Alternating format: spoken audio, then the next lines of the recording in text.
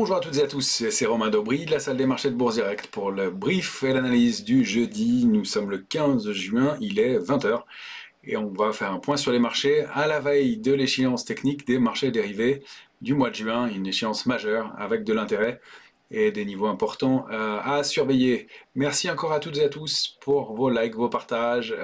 Merci à tous ceux qui nous suivent régulièrement. On n'est pas loin des 10 000 abonnés sur la chaîne Bourse Direct YouTube. Donc vous êtes de plus en plus nombreux à nous suivre.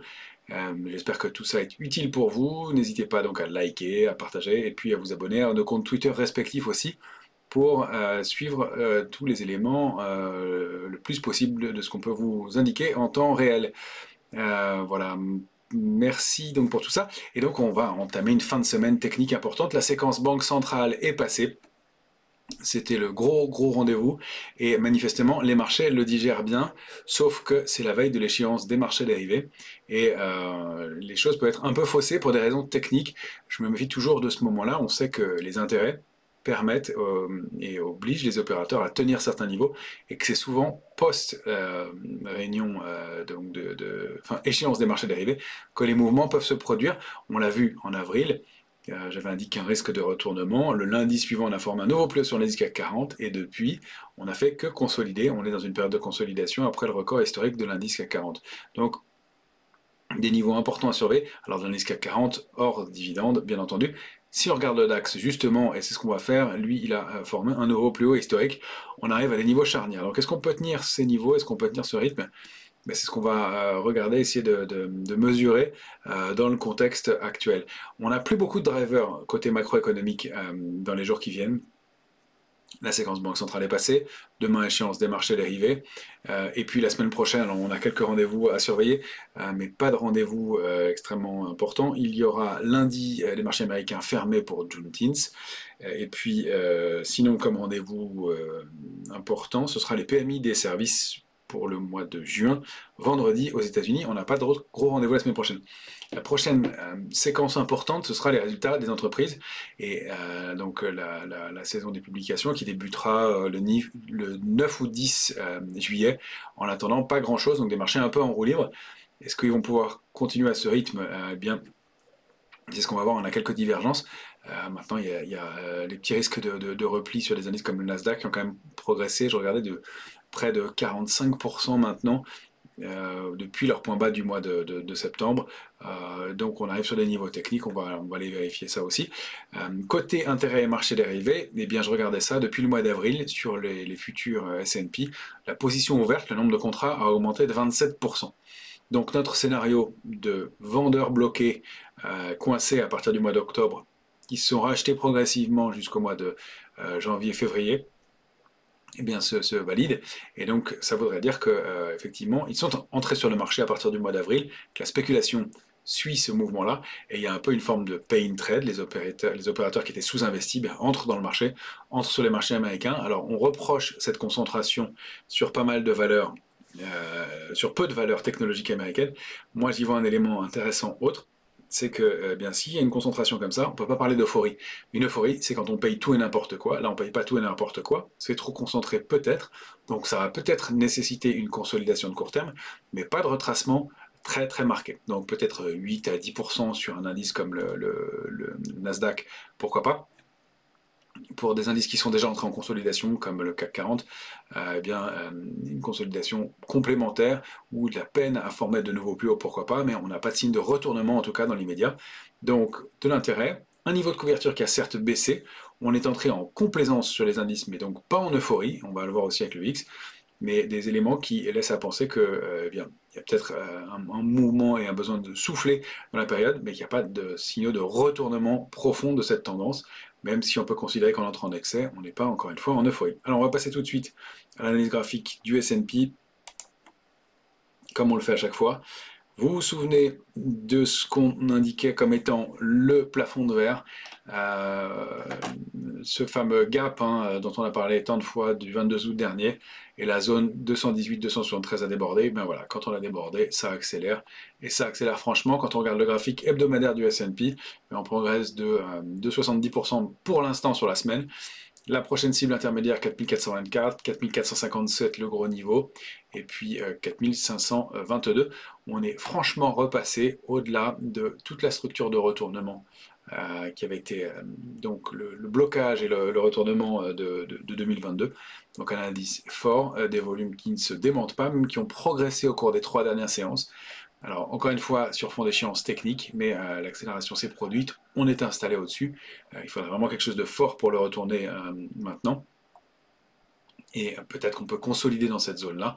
On va avoir du mal à passer 4457, 4522, mais le mouvement est important. Et puis vous vous souvenez du canal haussier de long terme, donc on était bien à l'intérieur. Donc encore une fois, les possibilités de consolidation là-dedans, peut-être un peu moins de force.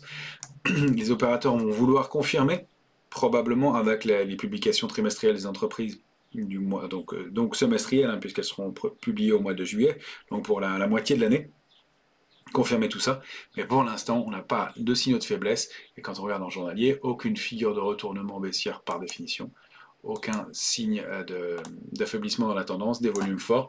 On enregistre, c'est vrai, quelques divergences, alors on avait tracé quelques obliques qu'on pourra supprimer maintenant, mais que le marché reverra peut-être par la suite, mais en attendant, on n'a aucun signe de retournement à la baisse. Ce gap, hein, encore une fois, comblé ici parfaitement, un marché toujours très technique, mais qui continue, et une cible intermédiaire ici, et puis la grosse cible 4457, 4522, toujours dans des volumes qui sont en plus solides sur les indices américains. Si on va regarder le Nasdaq, là c'est pareil, toujours indice fort. Alors, de la même façon, on a vu notre cible de 14 715, 14 910 atteinte, et alors pareil, un gap comblé très rapidement, niveau d'appui, niveau d'achat, et on continue à payer, et on est même en train de déborder le niveau intermédiaire 15 118. Le prochain gros niveau, c'est 15 685. Alors, on avait dupliqué aussi par le haut la zone de congestion précédente. En fait, toute cette structure-là, sous laquelle on avait évolué, et l'oblique baissière, bien, en la dupliquant par le haut, on obtient donc ce mouvement-là. Et je l'ai déjà tracé ici, mais c'est la duplication de ce point bas et de l'oblique par le haut, et on obtient donc une cible située, cible 4, je l'ai appelé cette fois-ci parce que on avait fixé cible 1 et 2 avec le double bottom. Là, on est en train de franchir les niveaux suivants. Donc, situé entre 15 640 et 15 685. Ça, ce sera vraiment la cible ultime de cette impulsion-là si on n'arrive pas à corriger. Je ne suis pas certain qu'on y aille tout de suite. Encore une fois, on a quelques divergences, on enregistre quelques divergences. Il y avait des volumes un peu plus forts à la baisse dans les séances précédentes, et puis ben ça s'invalide.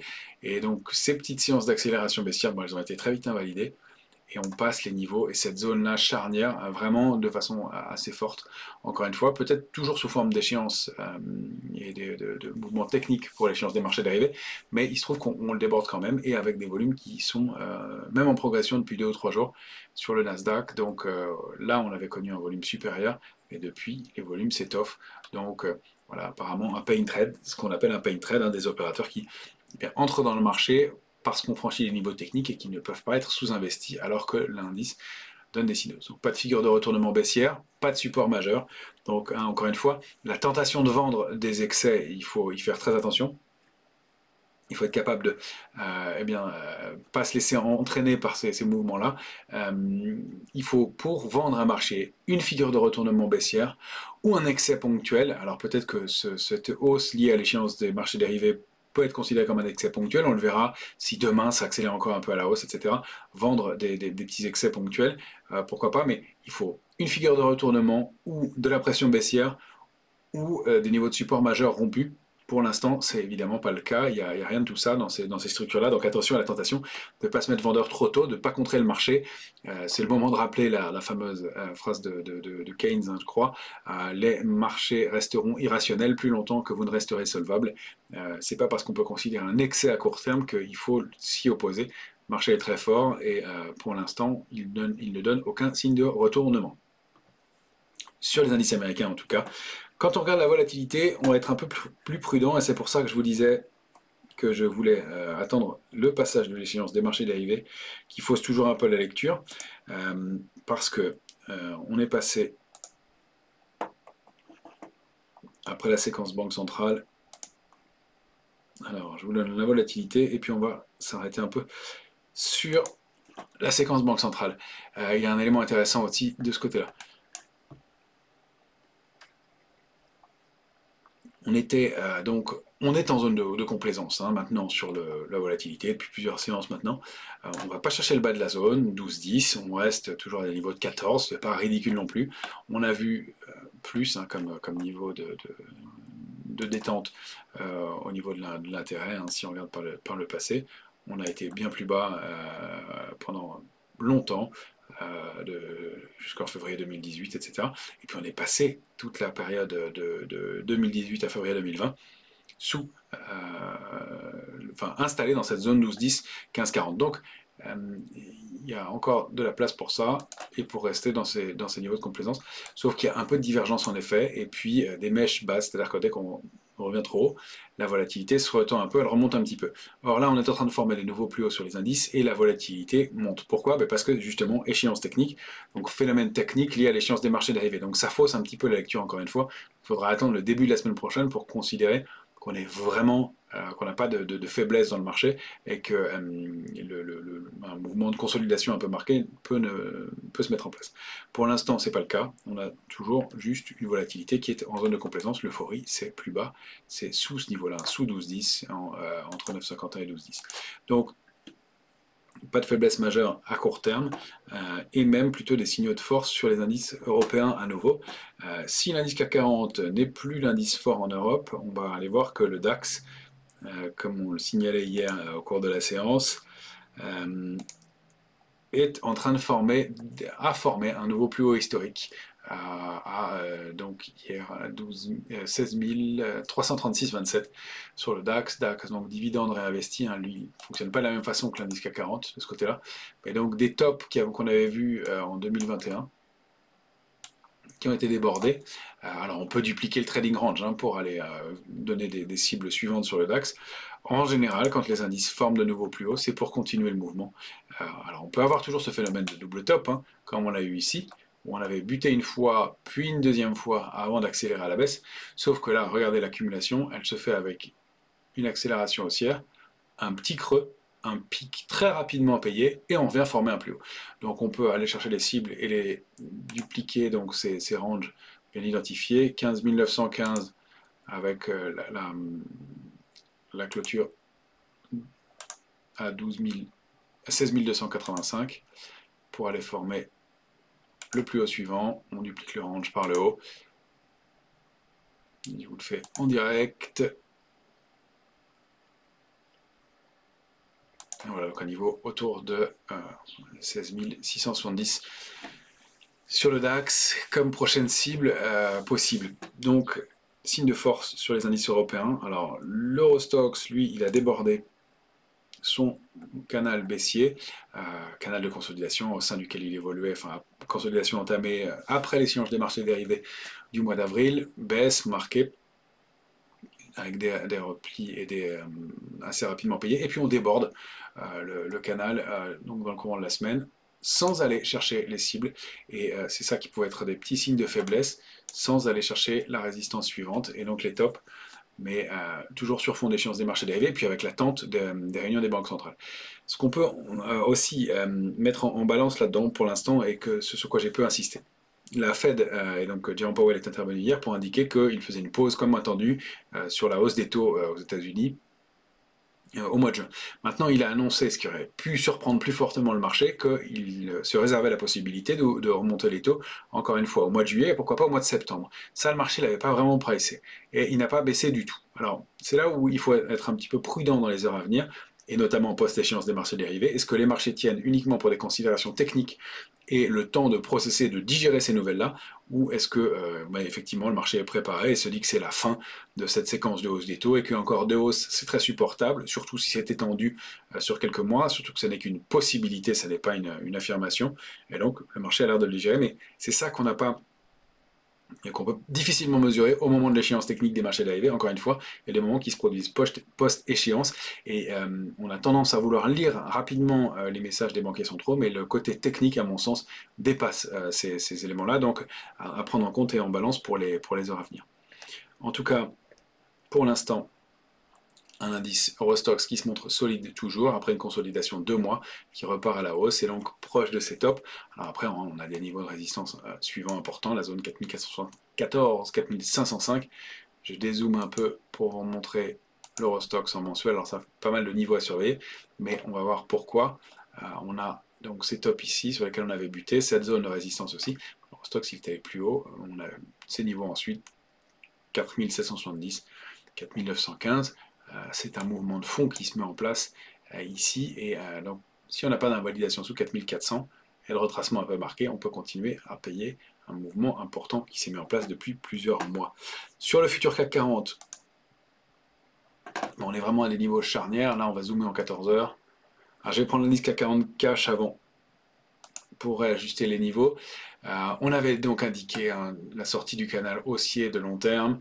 Throwback parfait dessus, accélération haussière, hésitation, et là on s'est arrêté à 7082, donc niveau pivot dans la zone de trading range 6830, 7385. Tant qu'on est là-dedans, on est en zone de consolidation, il n'y a pas d'alerte. 6830, ce serait retournement de la tendance, ce ne serait pas un bon signal.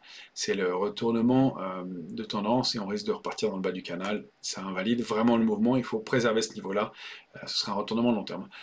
Moyen terme, c'est 7082 qu'on a préservé. Tant qu'on est au-dessus, il n'y a pas d'alerte. Et en revanche, si on se réinstalle au-dessus de 7385, là, on réactive la dynamique haussière, on réussit à repasser ce top, et donc à se réinstaller au-dessus. Et la cible suivante, c'est 7710 et surtout 7940, donc pas loin des 8000 sur l'indice CAC 40. Pour l'instant, on est vraiment entre deux eaux. Encore une fois, on n'a pas de figure de retournement, pas d'invalidation. Un peu de faiblesse sur l'indice CAC 40 depuis quelques heures. Il est moins, depuis quelques jours, il est moins fort que le reste des indices, mais en tout cas, il est toujours situé dans ce trading range-là. Et puis, on a sur le futur, si on veut zoomer un peu, on va se mettre en 14 heures cette fois-ci. Une zone charnière. Je vous disais, il faut confirmer les sorties sur une ou deux clôtures. On est sorti effectivement puissamment du trading range 7158, 7287 hier, et puis on l'a réintégré aujourd'hui, et on oscille autour exactement, 7288 à l'instant. Donc on est autour de ce niveau-là. On n'a pas été rechercher la médiane à 235, pas le niveau d'alerte, ni la ligne de tendance haussière marquée par ces 3 points bas ici. Donc un indice qui se montre toujours fort, mais encore une fois sur fond d'échéance, donc à valider ou pas. Donc si on se réinstalle sur au-delà de 287, c'est notre niveau de réactivation haussière. Mais il faudrait une ou deux clôtures pour le valider au moins. Et dans ces cas-là, aller chercher 372 qu'on a eu du mal et qu'on n'a pas réussi à atteindre, et puis surtout 416 échec à aller chercher ce niveau-là. Donc c'est un signal à prendre aussi en compte. On n'est pas allé au bout de l'impulsion qu'on avait mise en place la veille. Encore une fois, l'échéance technique joue dans ce type de mouvement. Donc là, vraiment, autour du point charnière, est-ce qu'on repasse son niveau d'alerte? Alors notre alerte intraday, on va la décaler un peu, on va se mettre sous 7235. Et puis de toute façon, en début de semaine, on réajustera les niveaux, puisque sur l'échéance de juillet qu'on va entamer à partir de demain, eh bien, on a 10 points de plus. Voilà, pour les indices, ce que je voulais vous montrer, il n'y a pas d'énormes choses à voir par ailleurs. L'euro est toujours solide, reste haussier. Le rebond qu'on avait pressenti sur les niveaux de 1,0720 et donc la ligne de tendance, l'oblique baissière que vous avez ici, on va dézoomer en hebdomadaire au moins, se confirme. L'euro repart à la hausse, déborde 1,0930 et s'attaque à 1,0967. Pardon, il y a beaucoup de niveaux, c'est pour le trading. Voilà, 1,0930, donc 1,0878 débordé, 1,0930 en passe de l'être. Donc on revient sur les points hauts et encore une fois donc ce rebond sur l'oblique baissière de très long terme. Donc un indice fort pour l'instant. On va aller voir quelques valeurs. Je suis sorti un peu des small et mid caps parce qu'on a eu de très beaux mouvements. C'est un peu moins flagrant depuis quelques heures. Il y a moins de signaux très lisibles tout de suite, mais on va aller regarder des valeurs comme moi. Alors, en baisse et qui sous-performe, Worldline, qui est toujours dans son possible diamant. Elle a un peu invalidé la borne basse. J'en ai trouvé une autre ici en dézoomant.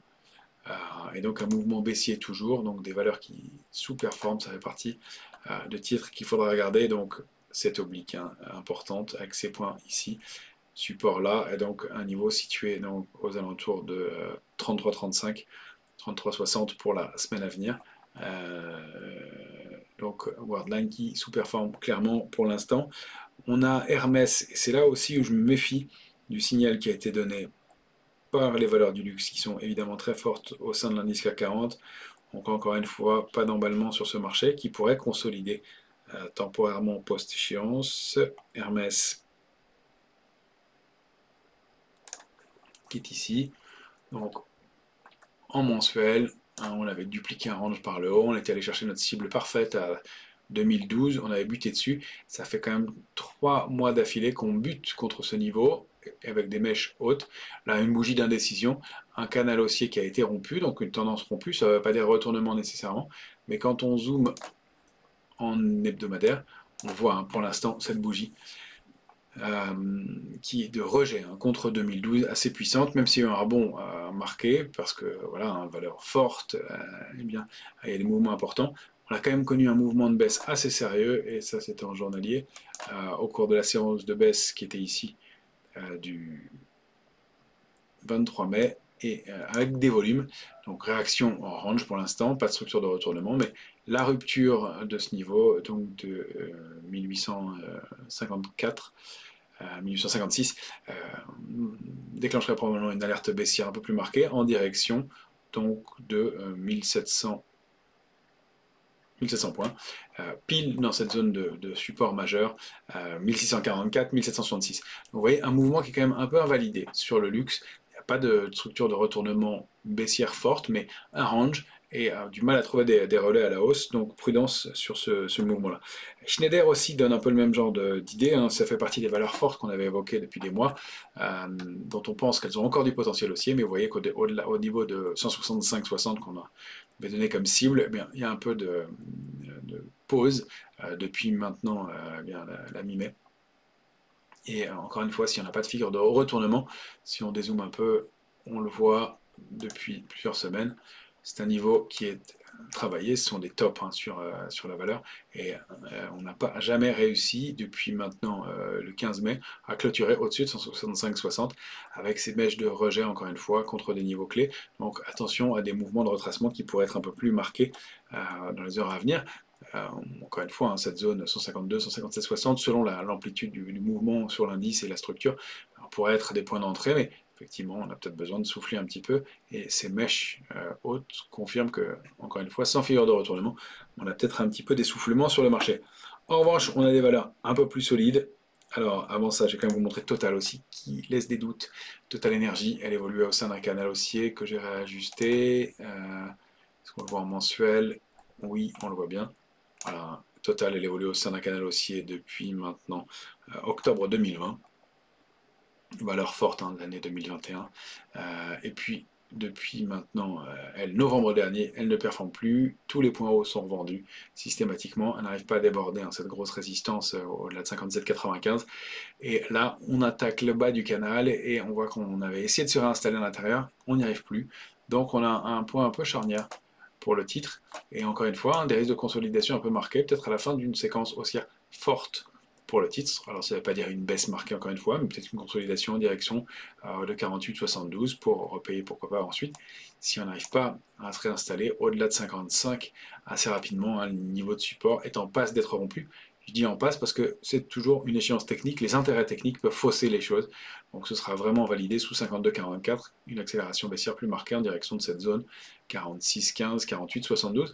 Et vous voyez pas mal de valeurs au sein de l'indice CAC 40 qui donnent quand même des signes de faiblesse à court terme, donc attention non plus à ne pas céder à l'euphorie, même si je ne vois pas de retournement de tendance majeure à court terme. En revanche, il y a des titres forts toujours, on parle de l'automobile, on avait recommandé Renault il y a quelques jours maintenant, ça se confirme aussi.